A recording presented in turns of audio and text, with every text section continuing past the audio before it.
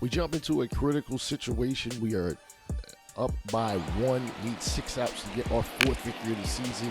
Connor Wong grounding it to Shawnee for the first out here in the 8th inning. We come into this one 3-5. Trevor Story looking about as down as our record is right now. But we'll see what he can do here in the top of the 8th. Hits one deep to left field, but he has really lost some power in the last couple of years. Unfortunately, he will fly out. But number 2, Jalen Duran facing Wants. Wants gets him frozen with a fastball on the inside, and he does not agree, but there's nothing you can do about it, buddy. Just get back to defense.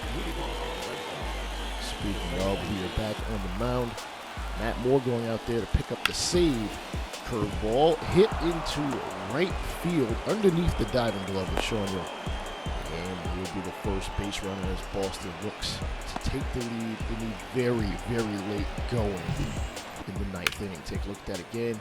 And Sherner just a little bit off with his timing. It's Yoshida.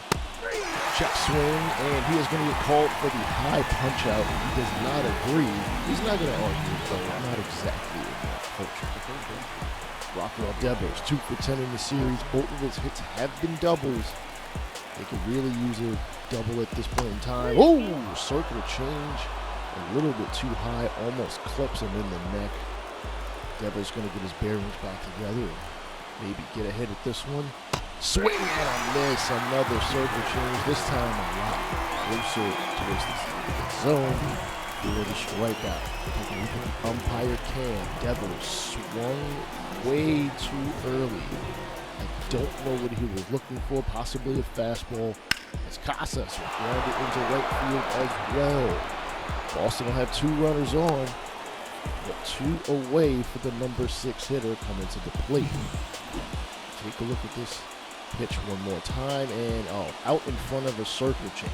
At least his swing made some sense. Actually, it really was just more successful than Devers' attempt.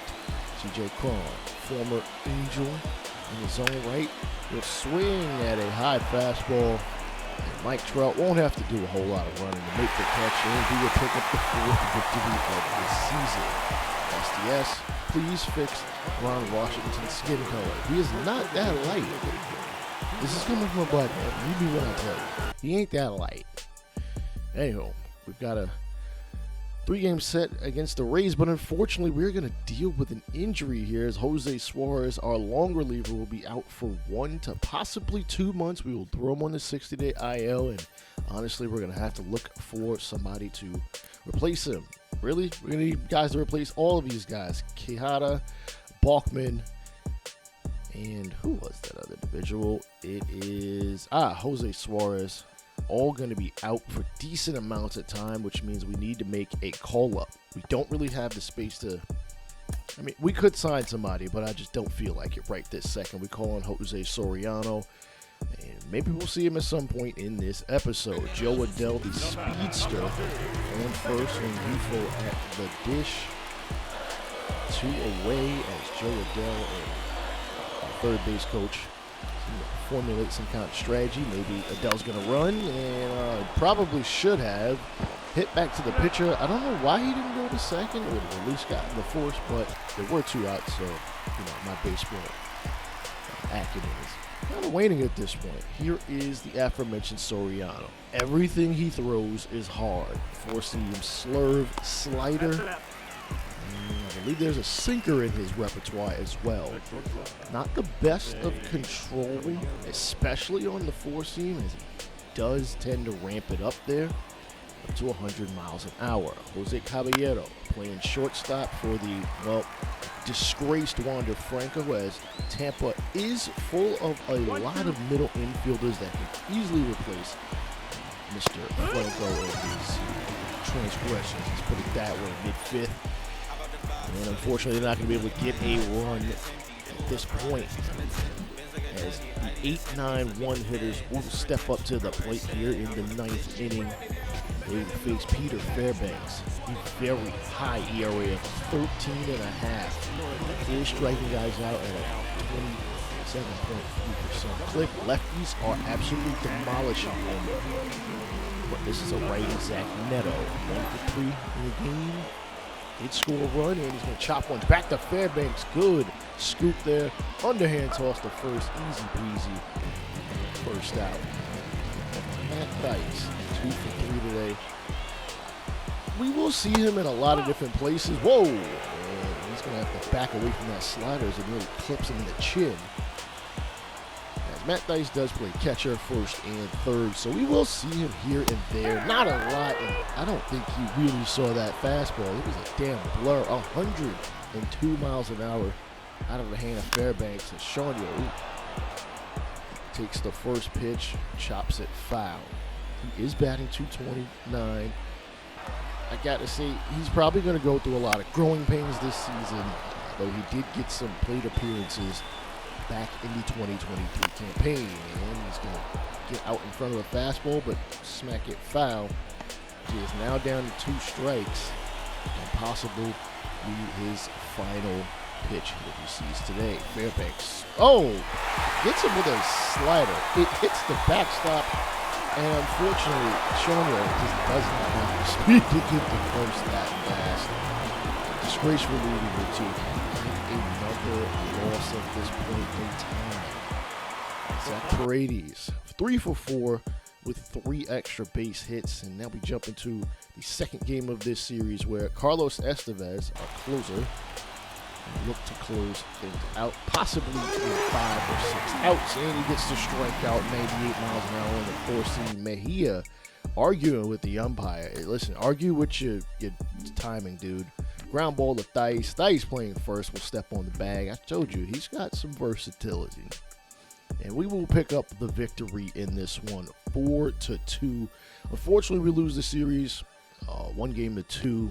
We at least were able to leave with some pride behind us, as Mickey Moniak was the player. We're going to take a quick glance at scouting as we have discovered Connie Calvert from California. So right in state, 6'3", 222.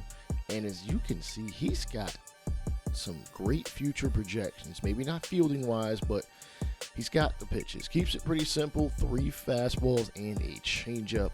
Throws everything hard. As a left-handed pitcher, is he the next great Angel pitcher? As we jump into a game, up 2. Tampa has 2 on, and a man at the dish, Ahmed Rosario and Taylor Walls at first and second. As Matt Moore did not agree with the previous pitch, 2-2. And he is going to hit it to right field. Moniak can't get it off the bounce. Able to finally recover it up in the corner. Throw to Rengifo. Rengifo to the play down. Fortunately, both runs are going to score. Tampa has tied the game at 5 on a 2-run double here in the late going. Oh, hopefully. Oh, man. No, this is not a guy we want to face. Randy Arozarena, very known to be clutch.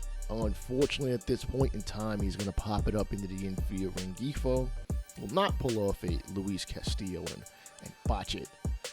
And we'll jump to extras. Runner on second due to the extra innings rule. Hop, ground ball to first, and the runner will advance, so that is a positive. A sacrifice fly may be all it takes to take the lead and maybe win this game. Moniak already has 2 hits to his credit. Curveball reaches out for one with the infield in and slaps it in the right field. As we have taken the lead, can we tack on some more? Because I don't like only being up 1 in extras with the rule. Oh, curveball misses wildly and badly into the backstop. Runner will advance to second. So we now can drive that man in. Taylor Ward hits one high. Not exactly that deep. Will the runner tag? He will not. He will stand put despite the not so great throw, as Rengifo will have to do some damage to drive him home. Rengifo, chopper unfortunately to short. Paredes over to first, and Tampa will have an opportunity to walk it off late as they have a runner at second. And Mejia at the dish, fly ball to right field. Moniak will make the catch. The runner from second is going to tag, and the throw almost really gets away from him. And they now have a runner at third. We will push the infield in to avoid the run scoring. More 0-2 fastball popped up behind first base. Shawniel is going to make the catch and I guess precautionarily throw it home. Not that I would expect anybody to tag from third with a throw from that close. Siri, the speedster, ooh, just almost hits it fair. That would have definitely driven in a run, and he probably would have easily ended up on second.